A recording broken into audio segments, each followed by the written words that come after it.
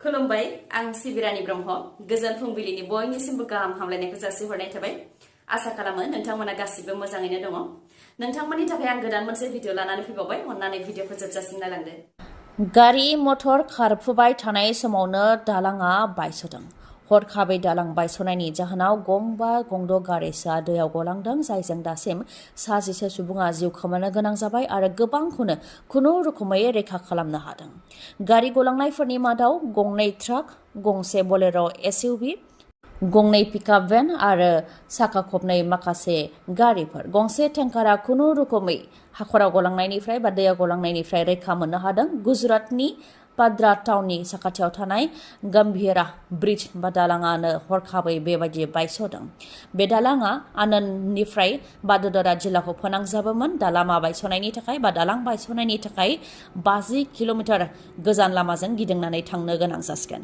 गारि मटर खारफुबाय थानाय समावनो दुखुनांथावै आरो गिख्रंथावै दालाङा गेजेराव हरखाबै बायस'नानै होदों जायनि जाहोनाव खारबाय थानाय गंबानिफ्राय गंद'सो गारिफ्रा दैयाव गोग्लैनो गोनां जादों मख'नो गोनांदि 1986 मायथाइयावनो बे दालांखौ बानायनाय जादोंमोन अदेबानि दालाङा 40 बोसोर गोजाममोन आरो 900 मिटार गोलावनिमोन जाथाय जानाय लोगो लोगोनो ओनसोलनि थागिबिफ्रा रैखाथि खालामनाय हाबाखौ मावहोदों मटर साइकेलजों फैनाय 3 सुबुङाबो दैयाव गलांदोंमोन उनाव बिथांमोनहा खुनु रोखोमै सानस्रिनानै गाव गावनि जिउखौ रैखा खालामनो हादों बेबायदिनो खायफा दैयाव गब'नानै थैनो गोनां जादों खायफाया गारिनि सिङाव नांथानानै थानायनि थाखाय थैनो गोनां जादों आरो जरासे हौवा हिन्जावा खैफोदनिफ्राय खुनु रोखोमै जिउ रैखा मोननो हादों खाथि खाला थानाय सुबुंफोरा बिथांमोननि गारिखौ हमथानानै लाखिनायावसो बिथांमोनहा खुनु रोखोम जिउ रैखा मोननो हादों बेबायदिनो गुजरातआव दालां बायस'नायनि जाहोनाव मोनसे गिख्रंथाव जाथाय जादों उदालगुरि तामुलपुर आरो कक्राझार जिल्लानि उनाव मैया चिरां जिल्लायाव गिबि मन्थ्रि डक्टर हेमन्त बिश्व शर्मा बिथाङा दोलोनि मावथिफोरखौ लोगो हमदों बिटिआर मिशननि सायाव बिथा खालामनानै डक्टर हेमन्त बिश्व शर्माजों लोगोसे एमपि दिलीप सैकिया बिथाङाबो बाहागो लादों मैयानि सानाव BJPआ खेंसालियायै UPPL दोलोनि सायाव खोथा बुंनायखौ नुनो मोननाय जादों एमपि दिलीप सैकियाया फोरमायथिदों दि जों थाखानायनि उनावबो BJPआ मानो बिटिआरआव फैनो नांगौ मानो बिसायख'थि गेलेनो नांगौ होननानै बुङो नाथाय जों बिटिआरनि गोजोन आरो जौगानाय लाबोनो थाखाय बिसायख'थिखौ गेलेगोन आरो BJPखौ एंगारनानै जेबो अपसन गैया बा गुबुन जेबो गैया होननानै बुंथियो एमपि दिलीप सैकिया बेनि अनगायैबो जोंनि बिथांखि होननानै गोबां बुङो नाथाय बेफोर बिथांखिफोरखौ सोर लाबोदों बेखौ आं दिनै उदाङै बुंगोन होननानैबो फोरमायथियो बिथाङा फोरमायथियो दि बेफोर बिथांखिफोरखौ नरेन्द्र मदि बिथांनि आशीर्बादाव मोनदों आरो डक्टर हेमन्त बिश्व शर्मानि आशीर्बादाव बेफोर बिथांखिफोरखौ मोनदों होननानै बुंथियो आरो बेफोर बिथांखिफोरखौ बिटिआरआव नखर नखर होनो नाजादों सोरबा गुबुन दोलोनि खोथा बुंनानै मुलाम्फा गैया होननानैबो बुंथियो एमपि दिलीप सैकियाया फोरमायथिनो गोनांदि मैयानि सानाव चिरां जिल्लायाव लुनाय BJPनि गोदान मावख'खौबो बेखेवदों उदालगुरिखौ एंगारनानै बिटिआरनि गासैबो जिल्लायावनो BJPनि जिल्ला मावख'खौ बेखेवनाय जाबाय होननानै फोरमायथिदों director of elementary education Assam काहिलिपारानिफ्राय गोनांथार फोसावथाय होदों जायफोर LP आरो UP स्कुलनि फोरोंगिरिनि थाखाय एप्लाइ खालामदोंमोन नाथाय 20 मार्च 2025 निफ्राय 11 एप्रिल 2025आव जानाय गिबि खोलोबनि फिजिकेल डकुमेन्ट भेरिफिकेशन आरो 27 जुननिफ्राय 10 जुलाइनि गेजेराव जानाय नैथि खोलोबनि फिजिकेल डकुमेन्ट भेरिफिकेशनाव जायफोर नुजाथि फैयाखैमोन बिथांमोननि थाखाय नैथि खाबु होनो फोसावदों सेथि आरो नैथि खोलोबनि फिजिकेल डकुमेन्ट भेरिफिकेशनाव गोबां बिजाथिफोरानो नुजाथि फैनो हायाखै बेनिखायनो फिन नैथि खाबु होनो सिगांदों फिन जानो गोनां फिजिकेल डकुमेन्ट भेरिफिकेशन जायनिया 27 जुननिफ्राय 10 जुलाइआव जानो गोनांमोन आरो बिथांमोन जायफोर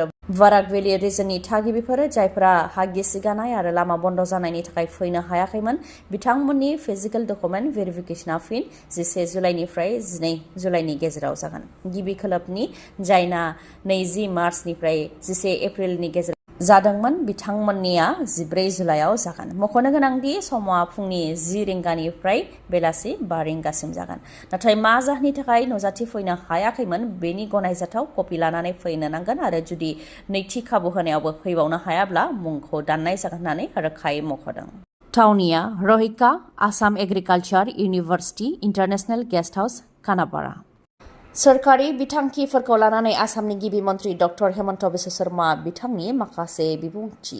चिरांनि काजलगाव फैनानै सोरखारि बिथांखिफोरखौ लानानै आसामनि गिबि मन्त्रि डक्टर हेमन्त बिश्व शर्मा बिथाङा बिबुंथि होदों। बिथाङा फोरमायथिदों दि चिरां जिल्लायाव 29,000 अरुणोदयनि मुलाम्फाखौ मोनगासिनो दङ। आरोबाव बेखौ बांहोनानै 60,000 होनो थाखाय बेनि थाखाय सायख'नाया जागासिनो दं होननानै फोरमायथिदों। आरो अरुणोदय 3.0आ फैगौ 17 सेप्तेम्बरनिफ्राय जागायजेनगोन होननानै फोरमायथिदों आसामनि गिबि मन्त्रि बिथाङा। बेनि अनगायैबो सीएम आत्मनिर्भर आसाम आसनि बिथांखिनि गेजेरजों 400 होनाय जागासिनो दङ। आरोबाव 1,200 होनो थाखाय थांखि लादों होननानै फोरमायथिदों। 2 लाख राङै होनाय जागोन होननानै फोरमायथिदों। बेनि अनगायैबो लाखपति बायद'नि गेजेरजों सिडली आरो बिजनी बियाबाव 45,000निबो बांसिन आइजोफोरनो होनो थाखाय सायख'नाय जागासिनो दङ। आइजोफोरनो 10,000 राङै होनाय जागोन होननानै फोरमायथिदों। ओजोंहाय सिडली आरो चिराङाव 4,000यै गोदान रेशन कार्ड होनाय जागोन होननानै फोरमायथिदों आसामनि गिबि मन्त्रि बिथाङा। हाग्रानि मैदेरनि गाग्लोबनायाव बिफा आरो फिसाज्लाया जिउ खोमानो गोनां जादों। गवालपारानि लक्ष्मीपुराव जादों बे जाथाया। हाग्रानि मैदेरनि गाग्लोबनायाव नखरसेनिनो बिफा आरो फिसाज्लाया जायगायावनो जिउ खोमानो गोनां जादों। जिउ खोमानांनाय बिफानि मुङा भास्कर राभा आरो बिथांनि फिसाज्लानि मुङा रुपसागर राभा। मिथिहोनाय बायदिब्ला भास्कर राभाया हाग्रा बिफानावनो अरायथा नङि खामानि मावनानै दंथ'योमोन। अदेबानि टेम्परारि हेल्पार महरै बिथाङा खामानि मावनानै दंमोन। नाथाय हाग्रानि मैदेरनि गाग्लोबनायाव बिफा आरो फिसाज्ला सानैयाबो अबथिरायै जिउ खोमानो गोनां जाबाय। इन्डियान एयार फर्सनि जागुआर ट्रेनार एयारक्राफ्टआ क्रेश जादों, जायजों सानै पाइलटआ जिउ खोमानो गोनां जादों। गुजरातनि चुरुआव जादों बे जाथाया आरो मार्च दाननिफ्राय दासिमाव गंथाम जागुआर फाइटारआ क्रेश जाबाय होननानै इन्डियान एयार फर्सनि फ्राय टुइटारनि गेजेरजों फोरमायथिदों। रुटिन ट्रेनिं जाबाय थानाय समावनो सानजौफु 2:30 इन्डियान एयार फर्सनि जागुआर ट्रेनार एयारक्राफ्टआ क्रेश जादों होननानै फोरमायथिदों आरो रतनघर टाउननि साखाथियाव फ्लाइट क्रेश जानानै गोग्लैहैदों होननानै फोरमायथिदों। जाथाय जानायनि उनावनो पुलिसनि हान्जाया थांनानै बेयाव अपारेशन खालामनाय हाबाखौ मावहैदों आरो मा जाहोननि थाखाय क्रेश जादों नायबिजिरनायखौबो जागायबाय होननानै मिथिहोदों। फोरमायथिबावनो गोनांदि थांनाय एप्रिल दानावबो इन्डियान एयार फर्सनि गुबुन जागुआर फाइटारआ क्रेश जादोंमोन। जामनगर एयार फर्स स्टेशननि साखाथियाव क्रेश जादोंमोन, जेराव सानै पाइलटनि मादाव सासेया जिउ खोमानो गोनां जादोंमोन आरो गुबुन सासेया जिउ रैखा मोननो हादोंमोन। मन्दिराव मोसौ बेदर गारहैनायनि उनाव मस्जिदावबो अमा बेदर गारहैनाय जाथाय जादोंमोन रायजोआव। बेनि उनावनो मोसौ बेदर आरो अमा बेदरखौ लानानै रायजोआव गोबां सावरायनाय जादोंमोन आरो दान्थे बिदान्थे जादोंमोन। बे समावनो गुवाहाटीनि पान्जाबारियाव थानाय मस्जिदाव अमा बेदर गारहैग्राखौ हमबाय पुलिसआ। हमजानाय सुबुंनि मुङाव मृदु पवन पाठक। पुलिसआ फोरमायथिनाय बायदिब्ला गावारि खिथेर लानो थाखाय बिदि खालामदोंमोन। अदेबानि मस्जिदाव अमा बेदरखौ गारहैदोंमोन, जायनाखि अमा बेदरजों लोगोसे गांसे नट अदेबानि लेखा बिलाइबो दंमोन आरो बे लेखा बिलाइयाव हिन्जावनि मुं लिरनायजों लोगोसे फन नाम्बारबो होनाय दंमोन। बिनि सायाव मृदु पवन पाठकनाव सोंनाय फिननाय लानायाव बेखौनो फोरमायथिदों दि मृदु पवन पाठकआ सासे सिख्लाखौ प्रपज खालामदोंमोन, नाथाय सिख्लाया सेंग्रानि मोजां मोननायखौ नेवसिदोंमोन। बेनिखायनो जायनाखि रायजोआव मोसौ बेदर आरो अमा बेदरखौ लानानै दाङाबाजि जागासिनो दंखायोमोन, बेनिखायनो हिन्जावनि मुंखौ गाज्रि खालामनो थाखायनो मस्जिदाव अमा बेदरखौ दोनहैदों आरो अमा बेदरजों लोगोसे गांसे लेखा बिलाइयाव हिन्जावनि मुंजों लोगोसे फन नाम्बारखौ दोनदों होननानै सिमान लादों होननानै फोरमायथिदों पुलिसआ। फोरमायथिबावनो गोनांदि मस्जिदाव अमा बेदर गारहैनाय जाथाया सीसीटीवी केमेरायावबो सेबखांजादोंमोन। जाथाय जानायनि उनावनो ओनसोलनि सुबुंफोरा सांग्रां जादोंमोन आरो दायनिगिरिनि सायाव जाहाथे गोख्रों राहा लायो आरो दायनिगिरिखौ जाहाथे नागिरनानै दिहुनो, बेनि थाखाय पुलिस प्रशासनखौ नारसिनदोंमोन ओनसोलनि सुबुंफोरा। रायजो राजानि नारसिननायाव पुलिसआ दा दायनिगिरि मृदु पवन पाठकखौ एरेस्ट खालामबाय। बिटिसि बिसायख'थिखौ नोजोर होनानै UPPL राजखान्थि दोलोआ मोनफ्रोमबो बियाबाव बेनिफिसियारि मिट खुंनाया दासिमबो जागासिनो दङ। बेनिफिसियारि मिट अदेबानि मुलाम्फायारिफोरखौ लोगो हमनायजों लोगोसे सावरायनाय आरो सांग्रांथि होनाय हाबाफारि खुंनाय जादों होननानै फोरमायथियो बिआर फेरेंगा बिथाङा। लोगोसे बिथाङा बुंथिबावो दि जोंनि बे बेनिफिसियारि मिटआव 10,000निफ्राय लानानै 20,000 सुबुंफोरा फैदों होननानै बुंथियो बिथाङा।